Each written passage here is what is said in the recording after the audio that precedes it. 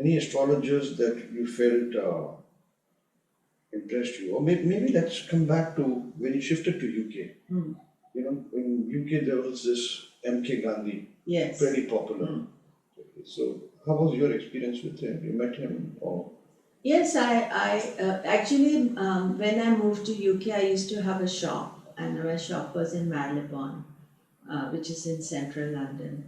And MK Gandhi had his office in Blandford Street, and he used to advertise. So there's a MK Gandhi, and then there was his son. It's an old senior MK Gandhi. He was very famous. So, because in Mumbai, I was getting anytime I needed any help astrologically, I used to go to my Guruji. When I moved to UK, sorry, then that was not an option because he was not there. And those days, phone or writing too long, he would write to me. So I looked up. There was a magazine called Prediction, and very famous magazine. I think it's no longer running, but it did. So I saw the ad and I went to MK Gandhi. His ad was there and he was right next to me. In fact, our local shop guy also used to go to him. And I didn't know who he was or anything. So when I walked in to his office, and I remember still we walked down and his office was there, and he had all the posters of newspapers that written to him, and people who had they said he was the astrologer for the royalty, and he was the go-to astrologer of all the people in India. Even the UK royalty used to consult him. That's what he had a big article by Daily Mail, which he had put up in his office and everything. But he was very humble and very simple, and never kind of. I think one of the things that I find with really good astrologers is that they're very humble. They're not saying, I'm the greatest. And the ones who say that, one has to be cautious. Cautious about it. Because that's a part of it. So it was very simple but very professional and extremely expensive for astrologer. To have a reading, I remember it was like £150 in the set. It was like early 80s. Oh my God. So that nobody charges that even now. I know. Very few people charge Very 150. few, yeah. 150 pounds, so it's like over $200. He was also James Kelleher's guru, yes. I got to know later on. Okay. But he had a very professional system. He had a person at the desk. You had to go and do the reading, but he would sit on the floor and do the reading. And actually, he would do your Varshapal, and they would write it all down for you and explain to you and say. I remember, this was the best words he said to me, that if you don't need to spend, then don't spend money. He said it is, if you need it, otherwise don't wastefully spend your money, because I was having some financial issues. So that was the thing I remember. But what I remember with him was, and this was something lucky for me, that he was teaching me. Rather than doing a consult for me, he would explain, this is what it means, this is what it means. So I felt that was very useful, that I was just soaking up all the information. Later on I remembered, sometimes you don't know where you learned the technique from, but I was soaking up all the information. And then at exact 1 hour, his assistant would come and say, now time is up, go away. And then he would say, go away, I'm talking. Because he was professional at that time. And I think as a working astrologer, if you are a Jyotishi, then you have to have some guidance. And I'm quite happy about that. I was happy he gave me extra time. And I did recommend him to a few people, but it was too short an association because he passed away. And he knew he was going to pass away. He would say, well, I don't know how long my heart is going to So last. this was MK Gandhi Senior or MK Gandhi Junior? Senior. So now his son is still there, is it? I don't know. Okay. Who else you found fascinating in UK? In UK, there was, I used to, after him, then a few years later, I had a consult with Dr. Mukajee. He was very good, and I went to him for many years for readings. And he actually said to me, he said, Komilla, when I wanted to study Jyotish, and I asked him would he teach me Jyotish, and he said to me, he said, Komilla, you can be famous as an astrologer. He said, I can't be. Although I thought he was very well known and he was very good. He was an excellent astrologer. He still is. You're very popular. All your books, people have started their Jyotish journey with you. I even know so many Indians in Australia. Rohit Ved or something, you know. He's learning, he used to rather learn from your online courses. So many Indians in US and this, they start with your online courses, I know that. So you have been guru to so many people. Well, it is developed. But what I mean is that was my early journey. This was, I'm talking 80s. Yeah. You know, after I moved to UK, and then I I'm largely taught myself. And then, of course, because of Baba, we've been very fortunate to have all the top Vedic astrologers come here. Who all have you called to London? We called you and you didn't come. I know. That was 10 years, 8 years back, I know. No, more than that. Yeah. So we have called, I think, first conference we had Chakrapani. Oh, wow. Actually, we had invited Dr. Raman. And then he said, I won't come. Then Gayatri ji we had invited, but she couldn't make it. So it was our first conference, and last minute then Chakrapani accepted. So last minute David Frawley asked him, and he came. Again, you know, the humility of such a great astrologer to come and to be part of our conference.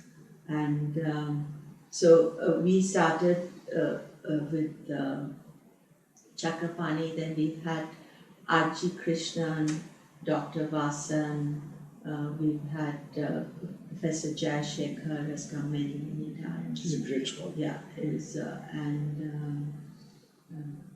every year we have different speakers. We have Sanjay Rath has come, and I'm trying to think now. You asked me offhand, I'll miss out. From Hyderabad, you know, I had. We had.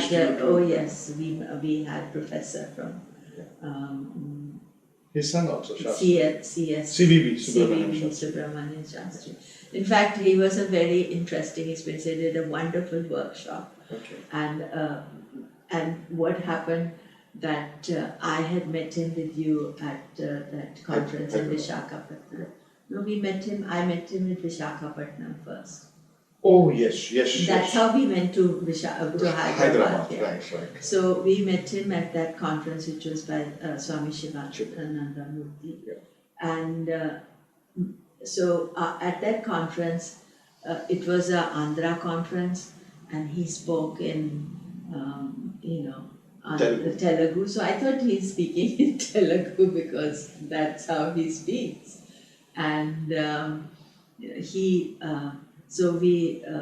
I was so impressed by him. He was so much fire, and he spoke beautifully. And so I said, would you come to Baba? And he said yes, and we invited him to come to Baba. And so he comes to London, and at night, when we are at Baba, most of us are vegetarian. So right next to our conference is Woodlands, Indian vegetarian. Okay. So we took him there having khana with him, and he says, I only speak in Telugu. Go talk about crisis next morning at the conference. And he said, there's passion. He's speaking in English, but he says, lecture only in Telugu. He says, it is passion. So I no longer live in UK, so not that I have any translators Telugu to English. So ringing up, our council, call them up to say what to do. Then suddenly I realized that Pandit Samavedula is there, and he's from Andhra and speaks English. So then I asked Panditji, I said, will you translate now? He said, I've never translated before. So Pandit Samavedula did the full workshop translation for Subramania Swami. It was very interesting and great information he gave. He has since then come here also to USA as well. Right. He is a master on mustard burger. Hmm. There was one area which I, at that time when I was in Hyderabad for that conference that Saptarishis and Telugu University had organized, I spent time with him discussing Sashtyamsha. Yeah. These Sashtyamsha deities, he has done original work and that is there available in his Telugu book, which is for the university only. Okay. And he gave me a beautiful example. I'm forgetting that now. The example was, if this is the deity, okay, how it will manifest the energy. It will be that the person is surrounded by police or government officials, okay, but cannot go out. Yeah. This is the meaning of that particular deity or some interpretation. Yeah. And he showed me an example chart. He said, see, this person was raided by the income tax officials. Yeah. And he was surrounded by income tax officials, but he could not make any call outside. Yeah. So, that way he has. No, he's very. I wanted him to do something on that. I requested him write a book or something, or at least a workshop, So, in fact, last time when in Mahabalipuram also, when I met his son, so at that time also I said, you come to Bombay. He said, I'll come to Bombay, we'll do this lecture, that lecture. But it never got, I did not take it ahead further. Anyway, coming to US, who else has, you found him exceptional in any particular field of Jyotish? Well, many astrologers here, I think the two standout people here, I mean, there are a lot of them, so I don't want to be saying that this one, but Dr. David Frawley, his passion today even for Jyotish, his support for Jyotish.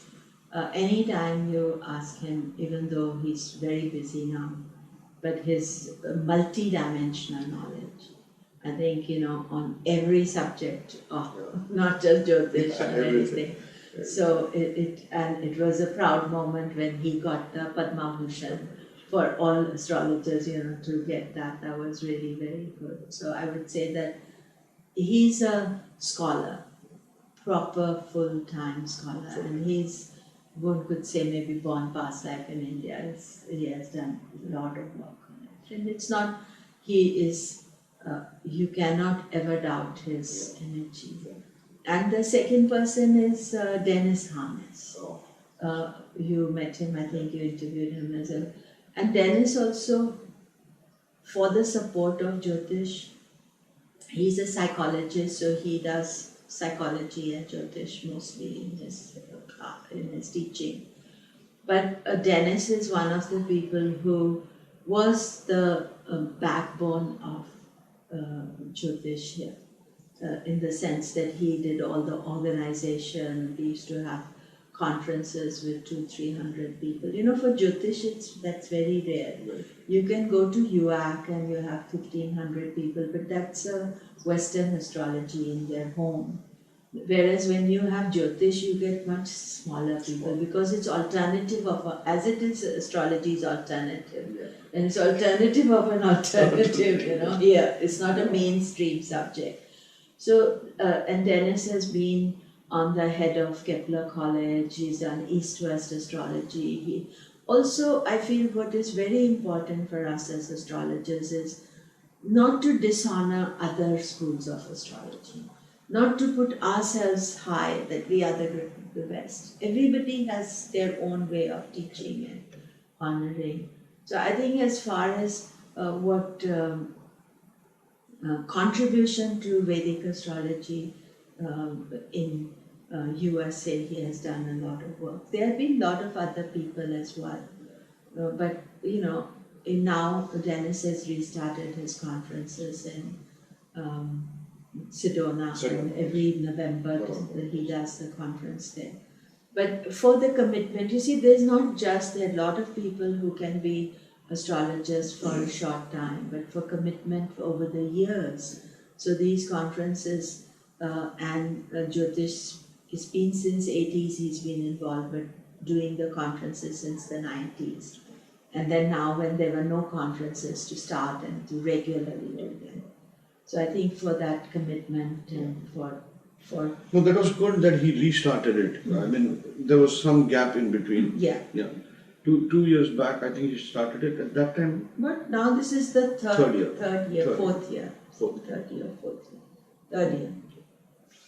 So he's done good work. What about Chakrapani ji? Some techniques that he must have shared somewhere. You know, he's just a mystery figure to all Indians. Yeah. Indians back in India, they do not know the greatness of the late Chakrapani Ulal, who recently died. Because you know, Chakrapani again never pushed himself or tried to. He was extremely respected here. He was from Ulal, which is right next to Mangalore. I actually visited Ulal recently because there's a beautiful Someshwara Mandir there. Okay. And the belief is that from that temple, Parshuramaji fired the arrow which created Kerala. Oh. You know, the story from there near Mangalore, the arrow was fired right up to Kanyakumari. So then that land, when he was granted the wish by Varuna, because after he had given away all the land, he found there was no land for himself. So there's a story in mythology that he fired the arrow, and then the water receded in that area and Kerala was created. Well, I actually don't know this. You didn't know this? I'm from Kerala. I know. Well, I'm educating. So actually what happened that near Chandigarh there's a very beautiful temple called, a lake called Sri Mukajee Lake. And my family, they all visit only for fun purposes. It's a lake, but it's got a sacred temple there. It's a beautiful place to visit. And the temple is for Renukaji Lake. And for 10 days, from Dashami Tithi now, 10th Tithi after Diwali, for 10 days there's a Mela there.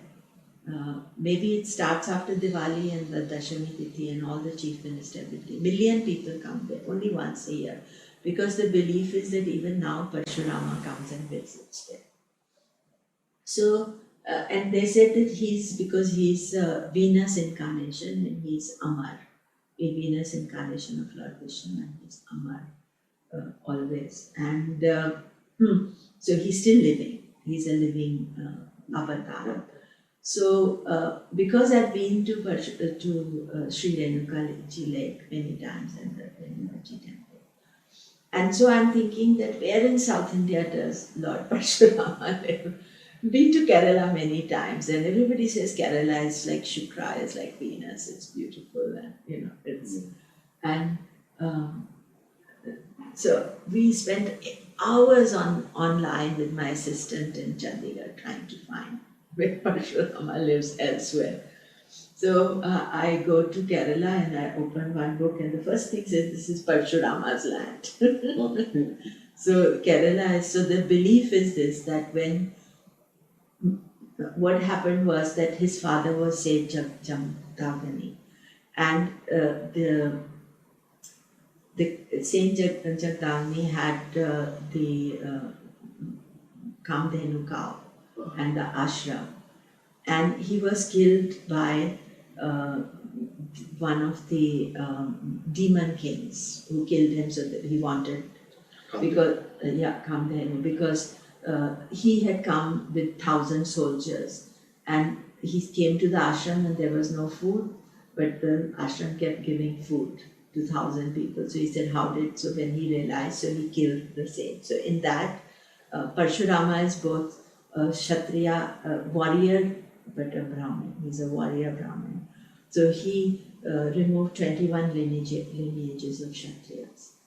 And then he took their land and distributed it back to the gurus. And then he found he had no place to live. So this place in Ulal, where the Someshwara Mandir is of Lord Shiva, there's the statue of Lord Parshurama, where they say, so that's the myth, that he fired the arrow. to go to, and it went all through Kerala right up to Kanyakumari. Actually, it's not Kanyakumari. There's a temple which we had also visited near Puvar. It's also, I don't remember, it's a Shivji temple, I can give you. That's right next to in Puvar. So every year you have a particular agenda of travel in India? Yeah, some theme. Theme. Yeah. Okay, so it's, I think last year it was all Mangal Graha temples. That's right. The year before, I did Muruga temples, who's the deity for Muruga. So we did the 6 Muruga temples last year. This year we did Shani temples in Rajasthan. Okay. And Surya temples and Guru Jupiter temples in Rajasthan. The 3 set of temples. You don't get tired traveling? No, actually it's not a tiring at all. At least not going to India because you're so inspired. We went from Delhi to Komilla, which is the Shani temple there. And amazing temple and amazing good luck because we went early morning because afternoon the chief minister was visiting Adeshwar Swami. Is Adeshwar? Adityanath Yogi. Yeah, the yogi, the chief minister for UP. And so we were very lucky because it turned out that I didn't know that, but it was the first day of the Holi celebrations, which they call Rangili. It's not Holi itself, that's the important day. So he was visiting Kokilavan that day. I just have a very strange question to ask. Normally, you've been to so many temples, and sometimes we see some omens, while visiting the temple or after we come out of the temple, or maybe a temple has a very strong, powerful energy. So, any such temple that a miracle happened, or maybe a strong temple that you have found, really, really unique all over India, because you traveled so many temples, and something that impressed you. Every temple is unique. Yeah. Because I personally like the smaller temples personally, because when you go to the very big temples, they are overcrowded. There's too much commercialism there, everything. But I have a very but we always gain something. But recently 2 temples, I will say, I love all of them. This year my trip is on the 27 Nakshatra temples. Oh, wow. And that is the first time it has been done. You met my student Lalita. Right. So Lalita is from Tamil Nadu and her uncle is very much into visiting temples and all, he lives there. So he sent me information that there are temples for each nakshatra. Okay. So, and it's very complicated because they are very obscure and some are also in such bad repair because people are not going there. And so, for the last 5 years I've been researching and going to, because they're 27, you can't do, and they're not all next to each other. So I plan to do the 27. So I don't go anywhere unless I visited it myself before. So I've done all the 27. Oh. And then we started finding that every nakshatra temple you go, it has a nakshatra. So each temple has its own nakshatra. So there's the 27 that are for the temples, but so for example, Chidambaram temple is Ardhara nakshatra. So if you go to Chidambaram temple on Ardhara day, the local people know. We went last time, it was Ardhara and full moon, not full moon. Full moon is the festival day. But we had gone, I don't know what, but you cannot imagine how many people were there and how many pujas were happening. Because that is the Temple's temple's own nakshatra. Then Thanjavur temple is Shatabhishak. So then we started asking and we started noting down. So every temple we go, we ask what's your nakshatra. Okay. Because that is the specific nakshatra for the temple, where that day the temple is at its strongest. So what question should we ask the priest? Just what is the nakshatra? Nakshatra of this temple. Okay.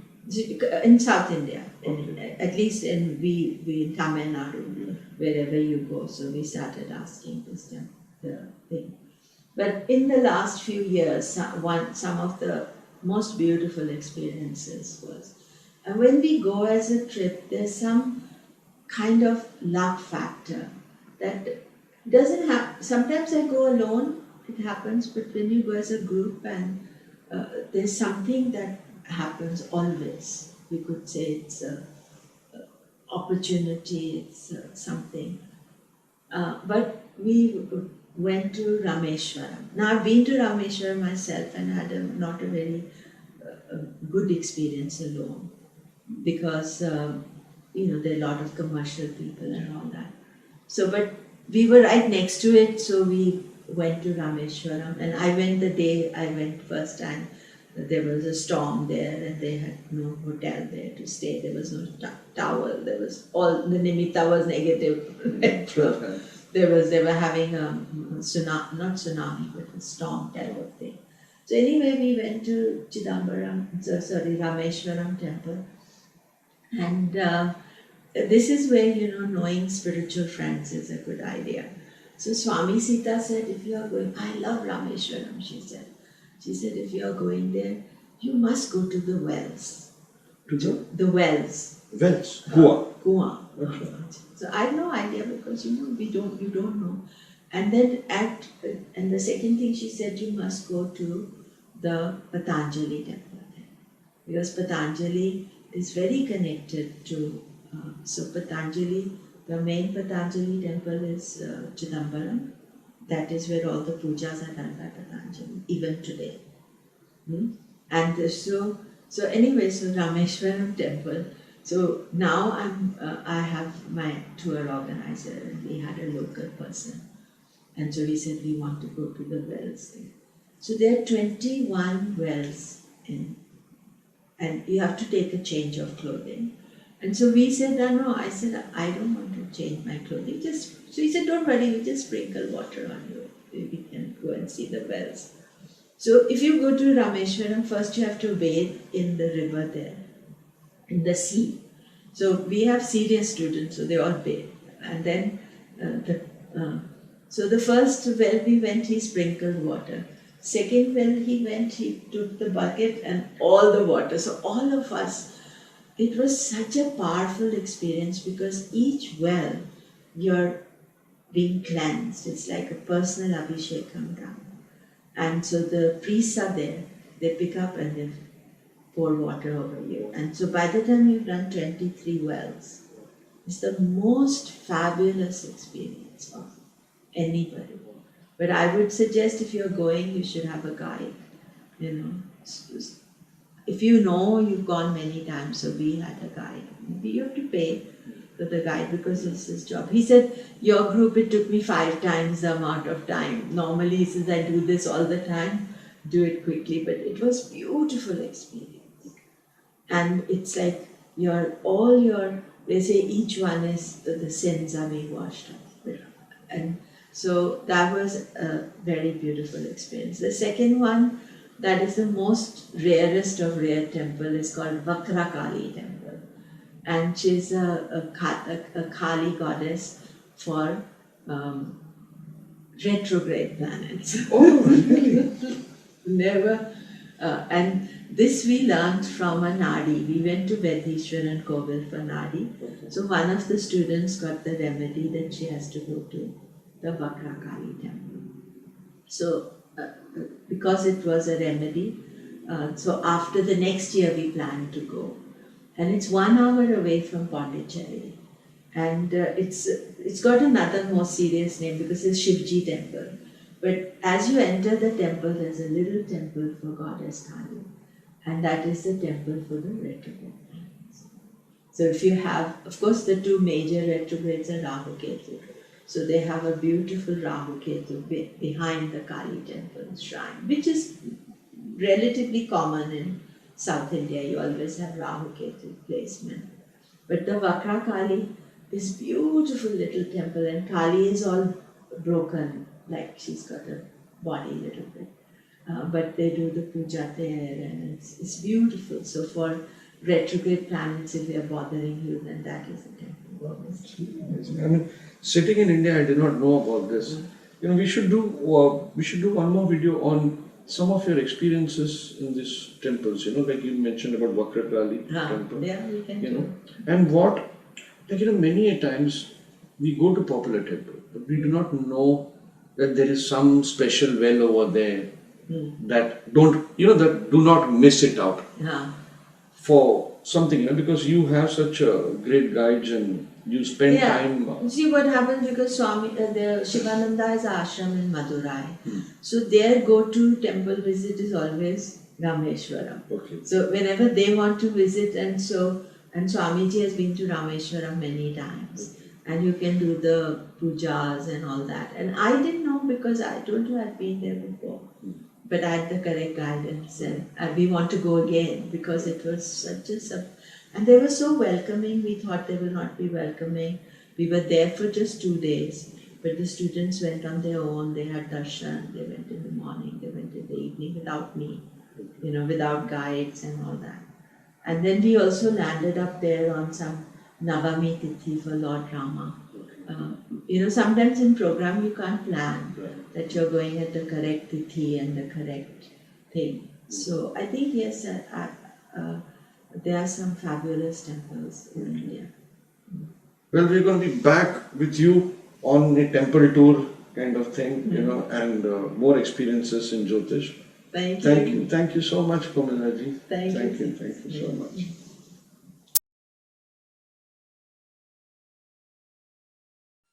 much.